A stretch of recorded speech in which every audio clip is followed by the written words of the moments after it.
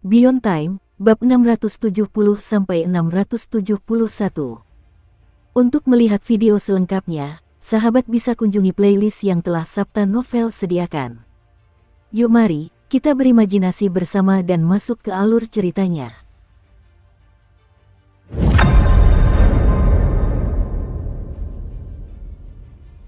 Pada akhirnya, Suking pergi. Dia tidak mengungkapkan bahwa dirinya adalah Pil9. Namun, dia tidak bisa tidak merasakan tanggung jawab terhadap para pengikutnya ini. Lagi pula, mereka telah melakukan perjalanan dari jauh ke tempat ini, dan kekaguman mereka terhadap Master Pil9 sangat jelas. Meningkatnya ketenaran nama Pil9 di Moon Rebel Hall terkait erat dengan kabar dari mulut ke mulut mereka yang penuh antusiasme. Oleh karena itu, sebelum pergi, Suking meninggalkan bayangan mata di bayangan wanita itu. Jika mereka menghadapi bahaya, Suking akan dapat merasakannya dengan segera dan memberikan bantuan.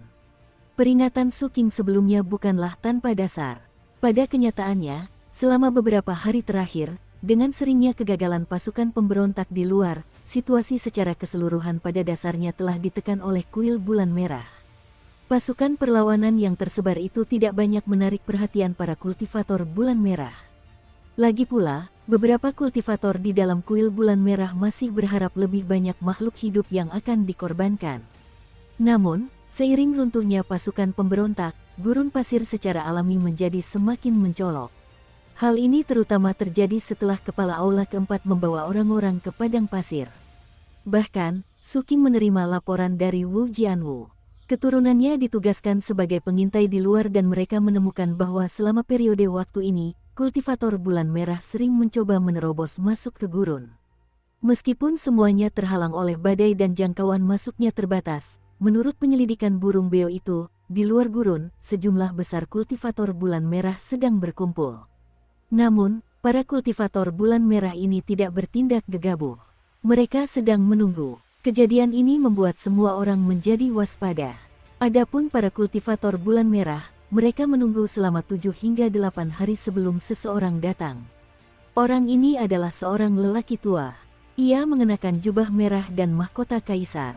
Ia adalah pendeta tinggi kuil bulan merah. Sambil memegang tongkat kerajaan, saat ia tiba, warna-warna dunia berubah, angin dan awan bergolak, dan bulan merah kedua muncul di langit. Itu adalah bayangan bulan merah, dan kemunculannya di langit memicu reaksi pasang surut di seluruh gurun yang luas. Dalam sekejap, badai di gurun pasir mereda, pegunungan runtuh, butiran pasir yang tak terhitung jumlahnya berhamburan, dan deru dahsyat menggema di seluruh negeri. Ketika berita ini menyebar ke seluruh pegunungan Bitterleaf, bulan merah di langit memancarkan cahaya bulan yang berubah menjadi kilat merah tak terhitung jumlahnya yang menghantam gurun. Seluruh gurun berguncang dan badai menunjukkan tanda-tanda akan hancur. Pada saat ini, kekuatan bulan merah mulai menyerbu gurun. Invasi ini sangat dominan. Dimanapun ia lewat, kerikil hancur dan terurai, berubah menjadi tanah berwarna merah tua. Pada saat yang sama, di bawah pengaruhnya, setiap kultivator bulan merah memancarkan cahaya merah darah. Kekuatan yang diberikan oleh berkah Dewi Merah tampak melonjak. Akhirnya, mereka berhasil melewati badai dan memasuki gurun yang luas, mendekati pegunungan kehidupan pahit selangkah demi selangkah. Kemanapun mereka pergi, langit berubah menjadi merah tua, dan bumi diwarnai merah darah. Di bawah kuasa ilahi ini, badai itu pun perlahan-lahan menyusut, dan jangkauannya menjadi semakin kecil. Untungnya, badai ini terbentuk dari rambut seorang dewa. Tidak mudah untuk mengabaikannya. Oleh karena itu, para kultivator bulan merah tidak bisa langsung melewatinya. Mereka masih membutuhkan waktu untuk mencapai pegunungan kehidupan pahit. Namun, rasa urgensi itu sangat kuat, membentuk gunung-gunung tak terlihat yang menekan hati para kultivator di pegunungan kehidupan pahit. Itu adalah beban yang berat, membuat semua orang agak sesak napas. Semua orang merasakan bahaya, kegelisahan dan kecemasan terus meningkat. Keheningan menyebar di pegunungan kehidupan pahit dan juga memengaruhi apoteker. Entah itu Ningyan, Wu Jianwu, atau Liu Fei, mereka semua cemas. Bahkan Nether Fairy pun sama. Hal yang sama juga terjadi pada anak-anak ayam kecil di halaman belakang. Hanya ekspresi Suking yang sama sekali tidak menunjukkan emosinya. Dia menyadari bahwa situasinya telah mencapai titik kritis dan dia juga telah memikirkan hal ini dengan matang. Kunci untuk mengatasi situasi ini terletak pada, di satu sisi, kembalinya ahli waris dan yang lainnya. Juga, dorong gerbang aula tertinggi dari aula pemberontak bulan hingga terbuka dan jadilah penguasa aula pemberontak bulan. Mata Su King berbinar. Dia selalu ingat bahwa di bawah danau cermin tempat roh artefak aula pemberontak bulan berada, terdapat puluhan patung beku. Mereka semua adalah kultivator yang telah berpartisipasi dalam ujian kepala kuil sejak kedatangan bulan merah. Mereka adalah tokoh-tokoh luar biasa, dan ada beberapa yang berada pada tahap keempat ketiadaan seperti kepala aula keempat. Kekuatan ini, yang dahsyat dalam konteks apapun, akan sangat membantu dalam menyelesaikan krisis jika dapat terwujud di tengah gurun yang luas. Namun, jika dia ingin membebaskan mereka, dia perlu menjadi pemimpin aula pemberontak bulan. Selain itu, kemampuan penguasa aula pemberontak bulan tidak terbatas hanya pada hal ini. Menurut gagasan Su King sendiri dan komunikasinya dengan kapten selama periode ini, mereka menduga bahwa begitu mereka menjadi penguasa aula pemberontak bulan, mereka dapat mewujudkan aula pemberontak bulan di dunia nyata. Pada saat itu, balai pemberontak bulan tidak akan lagi menjadi balai pemberontak bulan, melainkan harta karun tertinggi sang penguasa. Kekuatannya begitu besar sehingga mampu mengintimidasi seluruh wilayah. Itu adalah artefak regional. Selain itu, begitu kita menjadi penguasa aula pemberontak bulan, kita akan memiliki otoritas tertinggi. Kita dapat langsung menghapus segel yang dipasang oleh penguasa aula pertama dan penguasa aula kelima, memungkinkan para kultivator pemberontak bulan untuk memasuki aula pemberontak bulan dengan tubuh asli mereka seperti sebelumnya. Ini akan mengembalikan kemampuan manuver mereka dan memungkinkan mereka untuk menghindari pengejaran. Oleh karena itu, apakah ahli waris itu kembali atau tidak, itu di luar kendali saya. Namun, pemimpin pemberontak bulan, begitu kita mendapatkannya, semuanya akan terselesaikan. Tatapan Su King dalam saat dia duduk di kursi tempat pewaris itu biasa duduk dan menganalisis semuanya. Setelah mengalami serangkaian peristiwa bersama kapten, dia sepenuhnya menyadari rencana kapten tersebut. Menjadi penguasa aula pemberontak bulan, berkoordinasi dengan tubuh kehidupan masa lalunya dan saudara-saudara dari pewaris, mengumpulkan kekuatan semua makhluk hidup di seluruh wilayah besar, dan memerintahkan semua kultivator untuk menekan kuil bulan merah sebelum kedatangan bulan merah dan menyelesaikan langkah utama pertama dari rencana melawan Dewi Merah. Su King mendongak, dan ketenangannya menular kepada semua orang di apotek.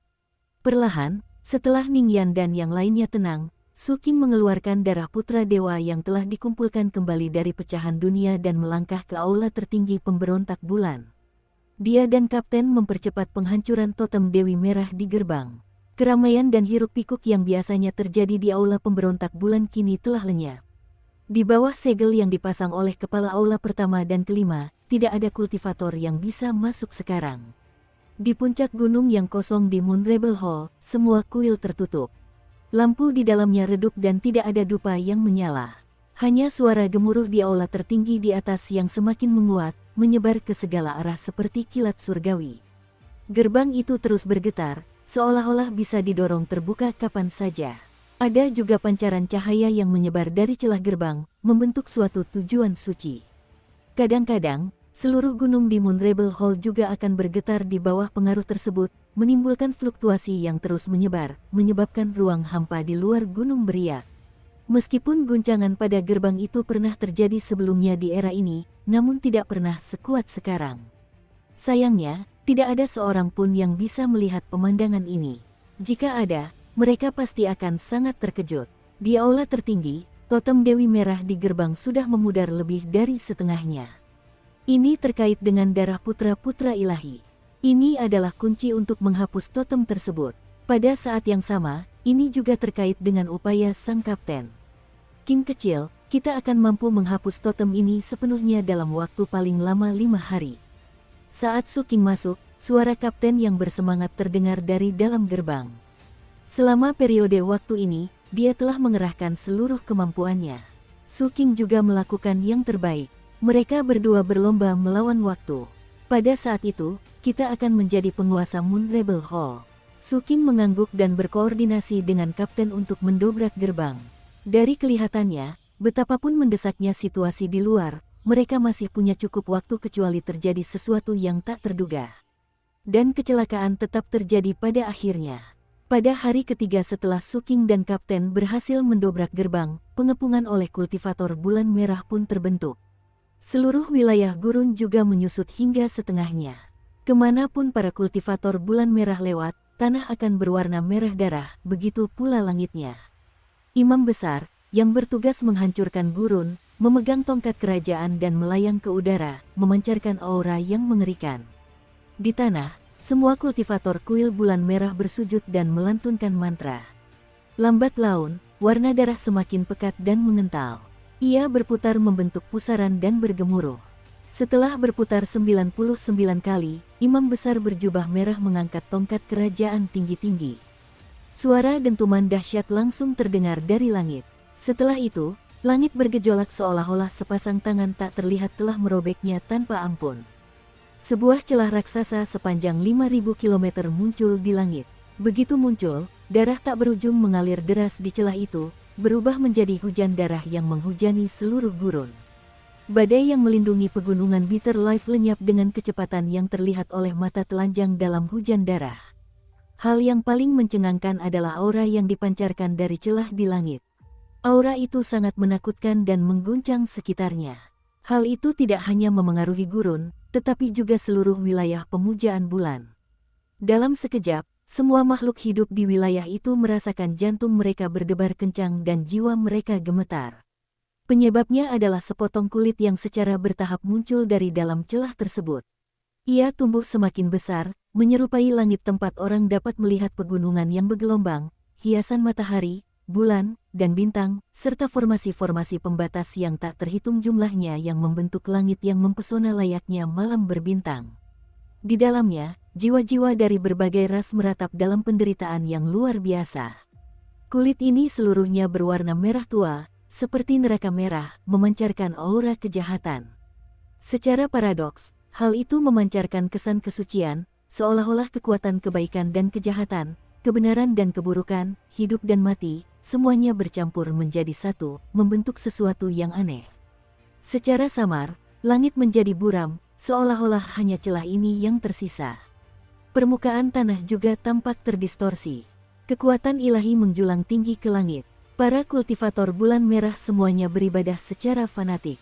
Dukung terus channel YouTube Sabta Novel.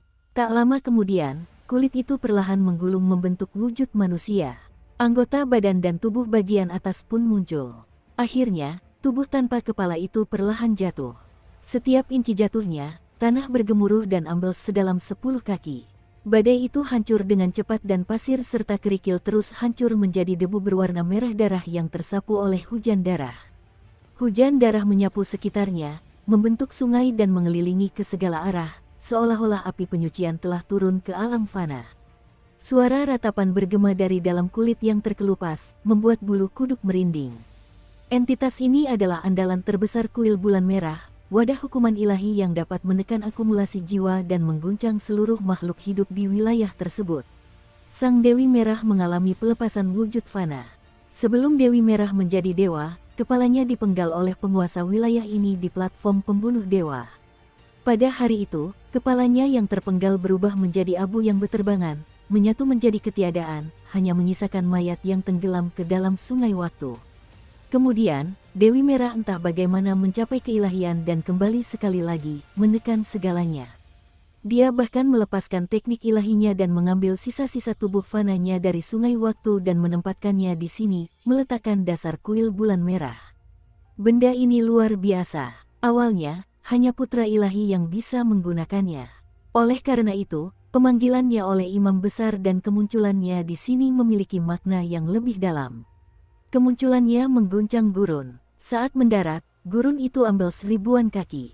Langit berubah warna dan retakan muncul di dalamnya.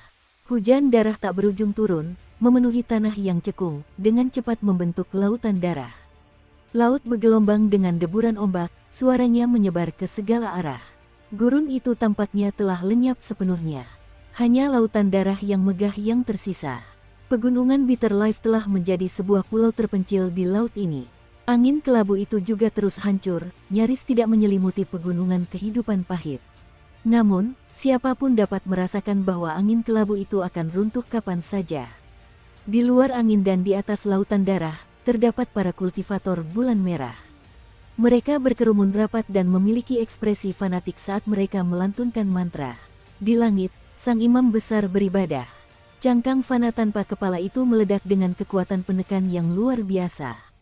Jangkauan pengaruhnya begitu luas sehingga memengaruhi seluruh wilayah pemujaan bulan. Pada saat itu, semua makhluk gemetar, segala sesuatu bergetar, dan wilayah yang tak terbatas di kawasan itu bergema dengan raungan yang menggelegar. Aura ini hanya milik seorang dewa. Di pegunungan kehidupan pahit, baik kepala aula keempat, bawahannya, maupun para kultivator setempat, semuanya merasa ngeri dan menunjukkan keputusasaan. Mereka tidak bisa menolak atau menghalangi hal ini. Semua orang di apotek itu sama saja. Tubuh Ningyan gemetar saat ia menatap lautan darah di luar dan mayat-mayat yang berjatuhan di langit. Pikirannya kosong. Wu Jianwu berhenti melafalkan puisi. Ia kini sangat bingung dan hatinya bergejolak. Anak-anak ayam kecil di halaman belakang sudah meringkuk di sudut, menggigil kedinginan. Kondisi Li Yufei bahkan lebih buruk lagi. Bahkan Perineter pun kesulitan untuk tetap tenang. Hanya Linger yang kepercayaannya pada Su King telah mencapai tingkat keyakinan buta. Dia percaya bahwa semua kesulitan dapat diselesaikan selama kakaknya, Su King, ada di sisinya. Namun, situasinya telah mencapai tahap kritis. Pendeta tinggi bulan merah menatap dingin pulau terpencil di lautan darah, mengangkat tangan kanannya dan menekan ke bawah. Seketika itu juga, wujud fana Dewi Merah menghilang dan ketika muncul kembali, ia berada di atas pegunungan kehidupan pahit. Ia perlahan-lahan meluas dan membesar. Akhirnya, ia berubah kembali menjadi langit yang berisi pegunungan, bintang-bintang, dan ratapan semua makhluk hidup. Ia menutupi seluruh pegunungan kehidupan pahit, secara bertahap menyelimutinya. Silakan nikmati, Dewa. Suara imam besar itu penuh dengan kesalehan saat bergema ke segala arah. Semua kultivator bulan merah di lautan darah juga berbicara lantang dan mengatakan hal yang sama. Setelah itu, para kultivator bulan merah menundukkan kepala dan melanjutkan melantunkan mantra. Ketika seorang dewa menikmati makanannya, orang tidak bisa menatapnya secara langsung. Di luar pandangan mereka, gumpalan fana itu memancarkan niat jahat yang tak berujung dan rasa lapar yang hebat. Gumpalan itu sepenuhnya menyelimuti pegunungan kehidupan pahit, menggeliat dan menyusut pada saat yang bersamaan. Ia ingin melahap segala sesuatu di pegunungan ini. Badai kelabu itu memancarkan pertarungan yang sengit. Adapun para kultivator pegunungan kehidupan pahit, mereka juga menjadi gila di bawah keputusasaan ini. Kepala aula keempat mengeluarkan teriakan yang dalam, kultivasinya meledak, dan, bersama dengan semua bawahannya, mereka bertarung bersama dengan tekad untuk mati daripada menyerah. Meskipun ini seperti belalang sembah yang mencoba menghentikan gerobak, semangat Moon Rebel adalah perlawanan. Suara mantra dan benturan langsung bergema. Lautan darah bergejolak, menimbulkan gelombang besar. Nyanyian para kultivator bulan merah di permukaan laut juga menjadi semakin bersemangat pada saat ini.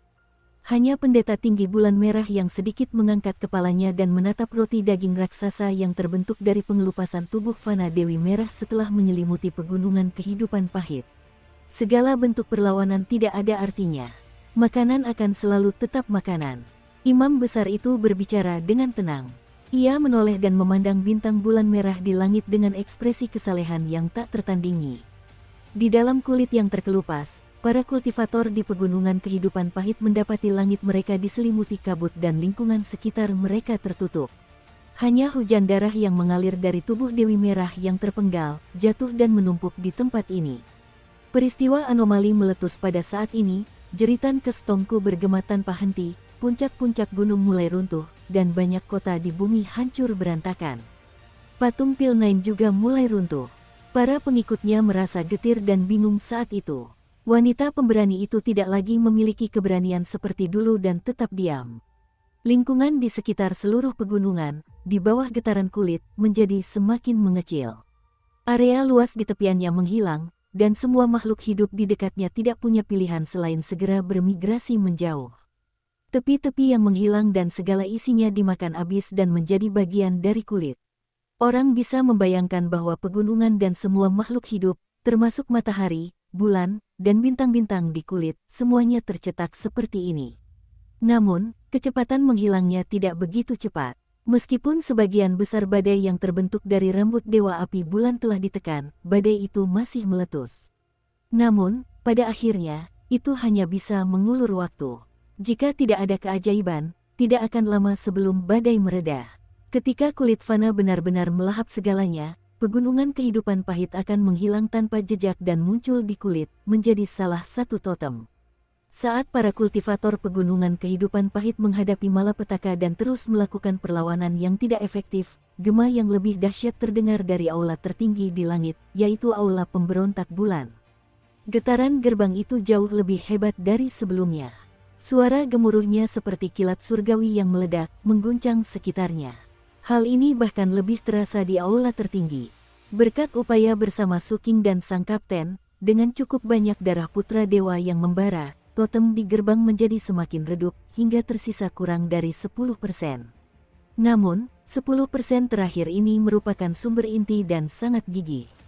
Sekalipun darah para putra dewa membara, ia tidak mudah dihancurkan. Sang kapten tidak yakin. Totem kecil itu bergegas mendekat dan menggigitnya. Suara retakan bergema saat kapten mundur. Totem inti tidak mengalami kerusakan. Melihat itu, sang kapten menghela napas. Omong kosong ini terlalu sulit untuk dicerna. King kecil, kita mungkin butuh waktu lebih banyak. Suking tampak lelah. Meskipun berada di luar gerbang, dia terus mengendalikan kobaran darah putra-putra dewa, agar kakak seniornya lebih mudah menggigitnya. Proses ini menghabiskan banyak energi mental. Saat itu sudah terlambat. Suking berbicara dengan suara rendah. Meskipun dia belum kembali ke apotek, melalui hubungannya dengan Linger, dia mengetahui apa yang terjadi di dunia luar. Kuil bulan merah telah tiba dan wujud fana Dewi Merah telah turun. Situasinya sangat buruk. Suking menatap sang kapten. Sang kapten terkejut. Kulit manusia, itulah fondasi terhebat kuil bulan merah. Mereka sepertinya terburu-buru, menggunakannya begitu cepat. Apapun alasannya, itu sudah terlanjur terjadi. Suking berbicara perlahan, matanya memancarkan tekad. Kakak tertua, aku akan melepaskan kekuatan bulan unguku untuk melahap totem terakhir ini. Tolong aku. Mata sang kapten berbinar. Dia tahu bahwa situasinya serius. Jika kau melahapnya, kau tidak akan mampu menahannya. Setelah menjadi penguasa pemberontak bulan, aku dapat menggunakan aula pemberontak bulan untuk menekan pemberontakan itu setiap saat. Suking menarik napas dalam-dalam. Ini adalah satu-satunya cara untuk mempercepat pembakaran totem Dewi Merah. Sang kapten terdiam. Setelah sekian lama, ia mengangguk dengan hikmat. Baiklah, mari kita berikan yang terbaik. Suking tidak ragu sedikit pun. Dia melakukan serangkaian segel tangan dengan kedua tangannya dan menekan gerbang kuil di depannya.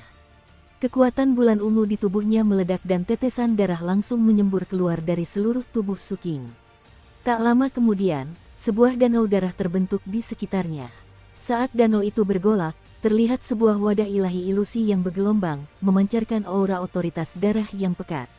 Saat berikutnya, danau darah ini bergemuruh dan menyapu ke atas, langsung menuju gerbang. Kapten mengerahkan seluruh kekuatannya saat itu. Totem kecilnya berputar cepat, membentuk pusaran yang menerima darah Suking. Dalam sekejap mata, saat mereka bersentuhan, danau darah yang telah diubah oleh Suking mengalir deras ke gerbang melalui pusaran, langsung menuju inti totem Dewi Merah. Dalam persepsi Suking, inti dari totem itu adalah jejak berwarna merah darah. Tanda ini memancarkan cahaya berwarna merah darah dan mengeluarkan kekuatan ilahi yang menolak makhluk-makhluk yang lebih rendah, mencegah mereka mendekat sedikit pun. Namun, kekuatan Suking berasal dari bulan merah, jadi memiliki sumber yang sama dengan Dewi Merah. Pada saat itu, dia langsung mendekat dan menyerang dengan ganas. Dengan suara dentuman keras, gerbang itu berguncang hebat. Kapten juga bergegas mendekat saat itu juga dan membuka mulutnya untuk menggigit dengan sekuat tenaga. Suara itu semakin keras dan menggema di seluruh aula pemberontak bulan. Danau darah yang telah diubah Suking hancur dan bergulir kembali. Kapten juga meratap. Namun, tak lama kemudian, danau darah itu berkumpul kembali dan bertabrakan dengan totem lagi. Sang kapten juga menjadi gila.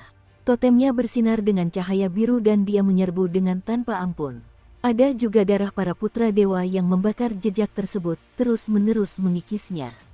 Ditambah dengan upaya habis-habisan Su King dan sang kapten, setelah beberapa jam dan setelah banyak benturan, tanda itu akhirnya tidak dapat bertahan dan hancur. Su King sangat kelelahan dan ratapan sang kapten juga dipenuhi kelemahan. Namun, melihat retakan itu muncul, mereka langsung menyerbu maju lagi. Di tengah ledakan yang belum pernah terjadi sebelumnya, jejak itu akhirnya hancur berkeping-keping. Begitu terbuka, cahaya keemasan menyembur keluar dari dalamnya. Sumber cahaya keemasan itu sebenarnya adalah sosok ilusi. Sosok itu samar-samar menyerupai seorang wanita, mengenakan jubah compang camping, tangan menutupi matanya, darah mengalir di dalam tubuhnya, dan memancarkan cahaya keemasan suci di seluruh tubuhnya. Dia adalah Dewi Merah Tua. Gumaman, sensasi yang terdistorsi, dan letupan zat-zat anomali yang hebat menyatu menjadi kekuatan ilahi yang menyelimuti Su King dan sang kapten. Danau darah Su King mendidih dan menghilang dengan cepat. Totem sang kapten juga dengan cepat menjadi kabur, seolah-olah akan dihapus.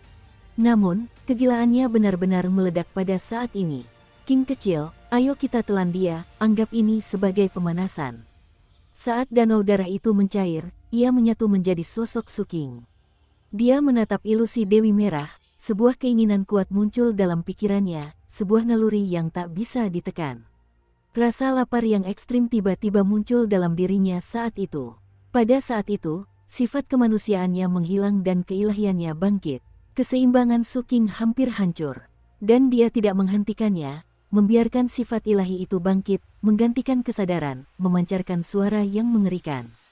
Tidak boleh ada dua penguasa yang memiliki wewenang atas bulan merah. Saat dia berbicara, seluruh tubuh Su King memancarkan cahaya darah mengerikan yang menutupi gerbang aula. Kemudian, dia melahap sosok Dewi Merah dengan keserakahan, kelaparan, dan ketenangan. Sang kapten tertawa terbahak-bahak dan matanya menunjukkan kegilaan. Dia membuka mulutnya dan melahapnya juga.